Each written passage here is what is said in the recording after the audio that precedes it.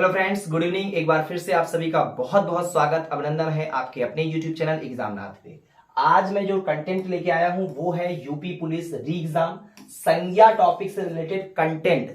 जी हाँ, कंटेंट आज मैं आपको देने वाला हूं और प्रैक्टिस सेट की जगह पे आज आप वीडियो जो पा रहे हैं वो रहेगा बहुत ही ऐसे टॉपिक। संज्ञा जो टॉपिक है यहाँ से क्वेश्चंस देखने को मिलेंगे और जो भी आपको नोट्स यहाँ पे मिलने वाले हैं ये ऐसे नोट्स हैं कि यहां से बाहर अगर आपने इस वीडियो को देख लिया तो ये वादा है मेरा, एग्जामनाथ वादा कर रहा है कि इससे बाहर लगभग आपको देखने को नहीं मिलेगा। 99% आपको यहीं से इसी क्लास की वीडियो से आपका कवर हो जाएगा पूरा संज्ञा टॉपिक। और मैं लगातार वीडियो कंटेंट लेके आ रहा हूं जिसमें आपका लेखक वाला जो था, कवि और उनकी रचनाएं जो होता है, कवि लेखक और उनकी रचनाएं, ये आपको कल वीडियो मिली थी। आज जो आपको वीडियो मिल रही है वो रहेगी संज्ञा से रिलेटेड और ध्यान से वीडियो को देखिएगा। चलिए शुरू करते हैं आज की वीडियो।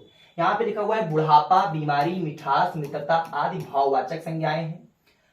ये सब आपको शब्द रट लेना है, याद कर लेना है कि बुढ़ापा, बीमारी, मिठास, मित्रता क्या है? भाववाचक। भाववाचक क्या होता है? जो शब्द ऐसे होते हैं वो संज्ञाएं, वो नाउन, वो संज्ञाएं जो जिसको आप टच नहीं कर सकते हो, जिसको आप स्पर्श नहीं कर सकते हो, वो भाववाचक होता है। जैसे ईमानदारी, आके आप मेरी ईमानदारी को छुओ, नहीं कर पाओगे। जैसे मैंने आपसे कहा बहादुरी, नहीं छू सकते हो। साहस महसूस कर सकते हो लेकिन आप उसको छू नहीं पाओगे। जैसे बुढ़ापा, बुढ़ापा कोई चीज है, हाँ होता है लेकिन आप छुओ नहीं छू पाओगे। बीमारी, आके बीमारी को छुओ नहीं छू पाओगे, महसूस कर सकते हो। मिठास, मिठास को छुओ नहीं, आप छू नहीं सकते हो, महसूस करोगे। मित्रता, बिल्कुल फ्रेंडशिप कोई चीज होती है लेकिन आप उसको छू नहीं पाओगे। तो ये सब भाववाचक संज्ञाएं हैं। और वकील, राज्यपाल, पर्वत, लड़का, ये जातिवाचक संज्ञाएं हैं। आगे है दही, पुल्लिंग शब्द है। दही पुल्लिंग है जबकि छाछ शब्द जो है ये स्त्रीलिंग का। ऐसे आपसे शब्द पूछ लिया जाएगा, 4 ऑप्शन दे दिए जाते हैं, कहा जाता है इसमें से पुल्लिंग शब्द कौन सा है, स्त्रीलिंग कौन सा है, तो आपको छांटना रहेगा। भाषा, बोली अथवा लिपियां स्त्रीलिंग होते हैं। ठीक है, कोई भी अगर भाषा है, कोई भी बोली है, कोई भी लिपि है, वो हमेशा स्त्रीलिंग में होते हैं। आंसू, कपूर, ये सब पुल्लिंग शब्द है। दर्शन, प्राण, हस्ताक्षर, अक्षत, आंसू सदा बहुवचन के रूप में प्रयोग होते हैं। देखिए दर्शन, दर्शन, प्राण, हस्ताक्षर, अक्षत, आंसू, ये सदा बहुवचन के रूप में प्रयोग होते हैं। आगे बात करते हैं पानी, जनता, चर्चा, वर्षा, आकाश, प्रत्येक, हर एक सदा एक वचन के रूप में प्रयोग होते हैं। ये सभी शब्द ऐसे हैं जो एक वचन में होते हैं। हिंदी भाषा में शब्दों का लिंग निर्धारण संज्ञा के आधार पर किया जाता है। बिल्कुल, जो लिंग निर्धारण होता है हिंदी भाषा में वो किसके आधार पर होता है? तो ये भी प्रश्न आ सकता है इस तरीके से कि हिंदी भाषा में शब्दों का जो लिंग निर्धारण होता है वो किसके आधार पर होता है? संज्ञा के आधार पर, सर्वनाम के आधार पर, कि विशेषण के आधार पे, क्रिया विशेषण के आधार पे? तो भैया संज्ञा के आधार पे होता है।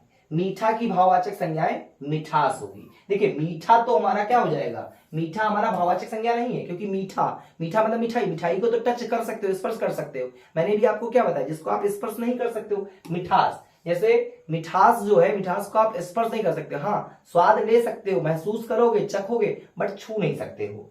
जिन संज्ञाओं से एक ही प्रकार की वस्तुओं अथवा व्यक्तियों का बोध हो उसे जातिवाचक संज्ञाएं कहते हैं। ठीक है, ये सब परिभाषाएं आप लोग लिख लीजिएगा।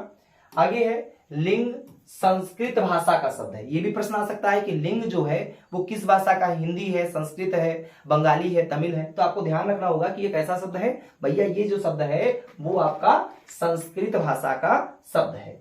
विनय, सहाय, मनगढ़ंत, चित्रकार, डॉक्टर आदि उभयलिंगी शब्द है। हिंदी में लिंग के 2 भेद होते हैं, एक पुल्लिंग, एक होता है स्त्रीलिंग। देखिए छोटी ई, बड़ी ई और री, री के अलावा वर्णमाला के सभी वर्ण पुल्लिंग होते हैं। देखिए छोटी ई, बड़ी ई और री जो होता है, इसके अलावा वर्णमाला के जितने भी अक्षर होते हैं, जितने भी वर्ण होते हैं, वो सब पुल्लिंग होते हैं। पृथ्वी, चांदी, अरहर, मणि, आंख आदि स्त्रीलिंग शब्द हैं। हिंदी भाषा में वचन 2 प्रकार के होते हैं। देखिए यहाँ पे ध्यान रखिएगा, पृथ्वी, चांदी, अरहर, मणि, आंखें, ये सभी कैसे शब्द हैं? तो ये सभी स्त्रीलिंग शब्द हैं और हिंदी भाषा में वचन 2 प्रकार के होते हैं। आगे देख लेते हैं, बाप का संबंधवाचक एवं भाववाचक संज्ञा रूप बपौती होगा। क्या होगा? भाववाचक क्या होगा? बपौती। देखिए बाप का संबंधवाचक एवं भाववाचक दोनों क्या होता है? बपौती होता है, तो ध्यान रखिएगा। आगे पढ़ लेते हैं, वचन का प्रयोग संज्ञा के लिए किया जाता है। वचन का प्रयोग किस लिए किया जाता है? संज्ञा के लिए किया जाता है। जातिवाचक संज्ञा, सर्वनाम, विशेषण, क्रिया, अव्यय आदि शब्दों से भाववाचक संज्ञाओं का निर्माण होता है। संज्ञा एक विकारी शब्द है, बहुत इंपॉर्टेंट है, ये प्रश्न आ सकता है। संज्ञा एक विकारी शब्द है, सर्वनाम भी एक विकारी शब्द है, ये भी ध्यान रखिएगा। संज्ञा में लिंग, वचन एवं कारक के कारण रूपांतर होता है। जो रूपांतरण जो होता है, जो परिवर्तन होता है, वो किसके कारण होता है संज्ञा में? तो भैया संज्ञा में जो रूपांतरण होता है, जो परिवर्तन होता है, जो ट्रांसफॉर्मेशन होता है, वो लिंग के कारण होता है या वचन के कारण होता है या कारक के कारण होता है।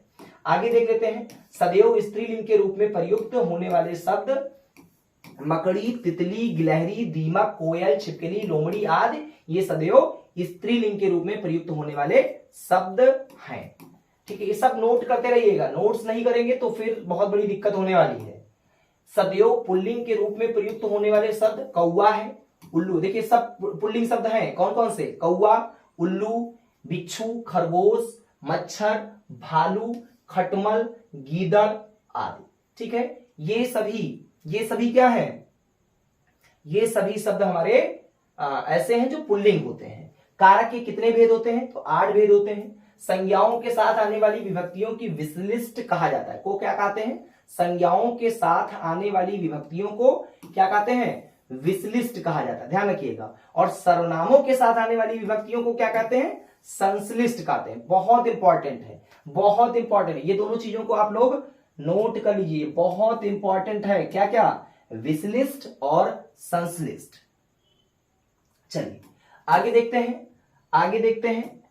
इसके आगे क्या है भैया? इसके आगे है संज्ञा या सर्वनाम का वह रूप जिसके द्वारा उस वाक्य का अन्य शब्दों के साथ उसके संबंध का बोध हो, उसे कारक कहते हैं। कारक किसे कहते हैं? संज्ञा या सर्वनाम का वह रूप जिसके द्वारा उस वाक्य का अन्य शब्दों के साथ उसके संबंध का बोध हो, उसे कारक कहते हैं। हिंदी भाषा में 8 कारक होते हैं: कर्ता, कर्म, करण, संप्रदान, अपादान, संबंध, अभिकरण और संबोधन। कर्ता कारक की विभक्ति चिन्ह ने होती है। क्या होती है? ने होती है। ने शब्द अगर कहीं आ रहा है, ने प्रतीक आ रहा है, ने आ रहा है, तो समझ जाइएगा कि कर्ता कारक है। नोट कर लीजिए, कर्ता कारक की विभक्ति चिन्ह कौन सी होती है? भैया ने होती है। क्या होती है? ने होती है।